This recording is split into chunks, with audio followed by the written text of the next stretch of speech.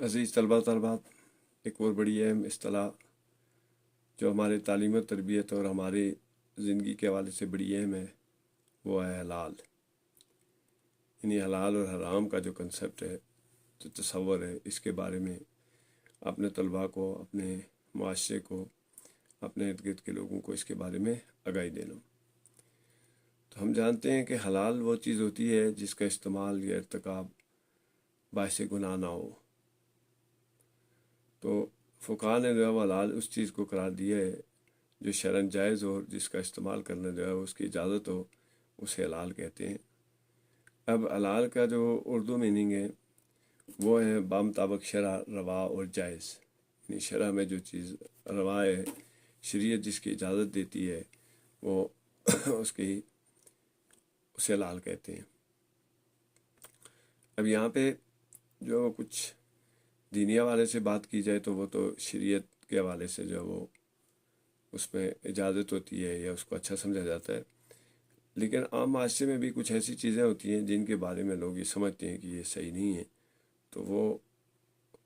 یعنی انہیں بھی جو ہے وہ ہم بالکل حلال حرام میں نہیں، لیکن ان سے بچنا ہمیں چاہیے، اور ہمیں چاہیے کہ ہم ان سے بھی اجتناب کریں۔ تو حلال جو ہے وہ ایک یعنی فقہی اصطلاح ہے جو حرام کے مقابلے میں آتی ہے، اور یہ حلال کے مقابلے یعنی حرام کے مقابلے میں جو ہے وہ حلال آتا ہے۔ اور عقل اور شریعت کی نگاہ میں جو چیز جائز ہے وہ حلال ہے، اور جو چیز شریعت اور عقل کی نظر میں جو وہ حلال نہیں ہے یعنی اچھی نہیں ہے، اس کے بارے میں وہ جو ہے وہ حرام کے زمرے میں آتی ہے۔ تو ہمیں حلال سے جو ہے حلال کے بارے میں ہمیں استعمال کرنا چاہیے، اور ہمیں اس کو ترویج دینی چاہیے، اور جو حرام ہے اس سے بچنا چاہیے، چونکہ نبی صلی اللہ علیہ وسلم نے فرمایا کہ اللہ تعالیٰ جو ہے وہ پاک ہے، اور وہ پاک چیز کو پسند کرتا ہے۔ یعنی پاک چیز ہی جو ہے وہ اللہ تعالیٰ کو پسند ہے۔ تو یہ پاک چیز جو ہے وہ وہی چیز ہے جس کو حلال قرار دیا گیا، اسے پاک قرار دیا گیا ہے۔ تو ہمیں حلال اور حرام سے یعنی ہمیں حلال اور حرام کی تمیز جو اپنے طلباء کو سکھانی چاہیے، ان کو بتانی چاہیے، تاکہ وہ معاشرے میں ایک اچھا انسان بن سکیں، اور وہ اچھی چیزوں کو استعمال کریں اور بری چیزوں سے اجتناب کریں۔ اب جہاں پہ اسلام میں جو ہے وہ یا ہمارا جو مذہب ہے اس میں کسب حلال کے بارے میں اس کی بڑی اہمیت بیان کی گئی ہے کہ ہمیں جو ہے وہ اپنا رزق جو ہے وہ خاص طور پر جو رزق ہم استعمال کرتے ہیں، جو رزق ہم کھاتے ہیں، جو ہم رزق اپنے بچوں کو کھلاتے ہیں، جو ہم اپنے رزق اپنی فیملی کو کھلاتے ہیں، وہ حلال طریقے سے کمایا جانا چاہیے۔ اب یہاں پہ حلال جو ہے وہ ایک تو جانور کو جائز طریقے سے صحیح طریقے سے ذبح کرنا بھی حلال کہلاتا ہے، یعنی حلال کرنا، لیکن یہ یہاں پہ ہم جو وہ جو اصطلاح میں یہاں پہ جو اصطلاح ہے اس کی ہم بات کر رہے ہیں کہ کون سی چیز شریعت میں جائز ہے اور کون سی چیز شریعت میں اور عقل میں جائز نہیں ہے۔ تو جو بحیثیت مسلمان اور تقریباً تمام معاشرے میں جو رزق ہے اس کو حلال طریقے سے کمانا جو ہے اس کو یعنی کچھ ہر مذہب کے اپنے جو معاشرے ہیں اس کے کچھ رواج ہوتے ہیں، تو ان کے مطابق جو ہے وہ رزق کا کمانا حلال قرار دیا گیا ہے، اور ہمیں اسی کے مطابق رزق کو کمانا چاہیے۔ کسب حلال جو ہے وہ ہمارے جو مذہب ہے، مذہب اسلام میں، اس میں کسب حلال پر بڑی زور دیا گیا ہے، یہاں تک کہ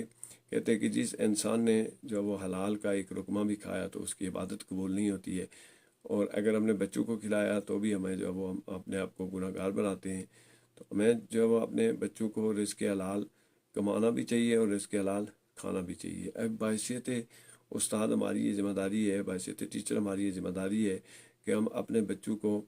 جو وہ نہ صرف حلال اور حرام کی تمیز سکھائیں، بلکہ ہم ان کو اس کی اہمیت سے آگاہ کریں اور ان کو عملی طور پر ان چیزوں سے بچنے کی تلقین کریں۔ اب جب ہم ان کو ان چیزوں سے بچنے کی تلقین کریں گے تو اس کے لیے ضروری ہے کہ ہمارا اپنا عمل جو ہے وہ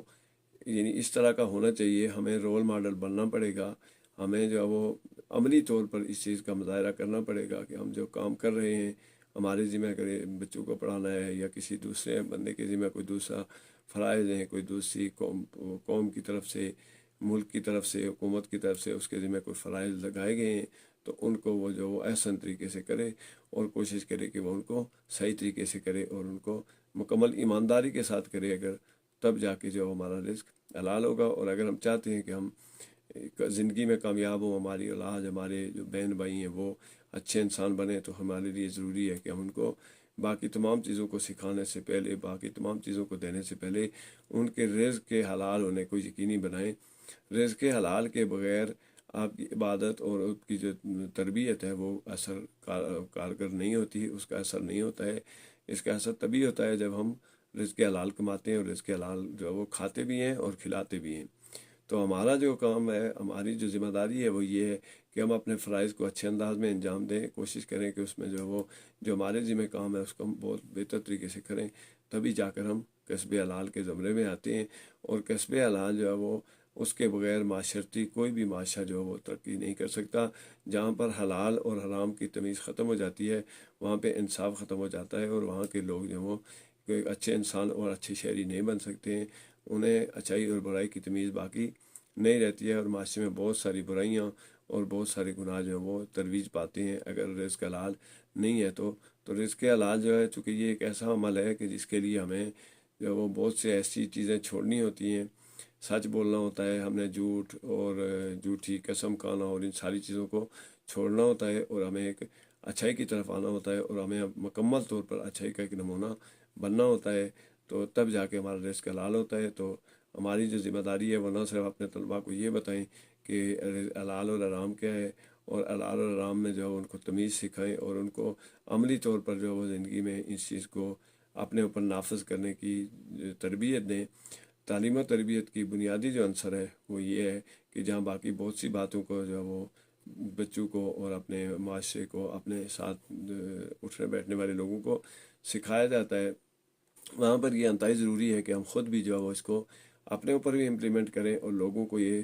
جو ہے وہ تربیت دیں کہ وہ اس کو عملی طور پر اپنائیں۔ یعنی صرف زبانی جمع تفریق سے یا زبانی کسی چیز کو حلال اور حرام کہہ دینے سے جو ہے وہ کوئی خاص ہمیں فائدہ ہونا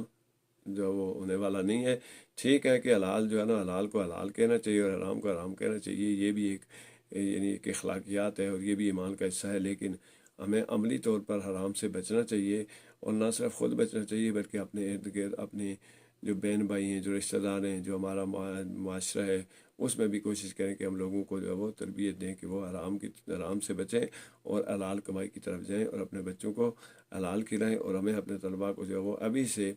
چونکہ وہ چھوٹی کلاسز میں اور اس کے بعد جو ہے وہ کلاس عملی زندگی میں جانے سے پہلے ہم اگر ان کے ذہن میں یہ بات اچھی طرح سے پختہ انداز میں ڈال دیں گے کہ یہ کام حلال ہے اور یہ حرام ہے اور ہمیں حلال کی طرف جانا چاہیے اور حرام سے بچنا چاہیے، تو یقینی طور پر یہ ہمارے لیے صدقہ جاریہ بھی ہے۔ اور آنے والے وقت میں ایسے ہی جو طالب علم ہیں اور ایسے ہی لوگ جو ہیں وہ اچھے شہری بنیں گے، وہ حلال اور حرام کا فرق کریں گے، تبھی جا کر وہ کامیاب انسان ہوں گے، اور ہمارا معاشرہ جو ہے وہ ایک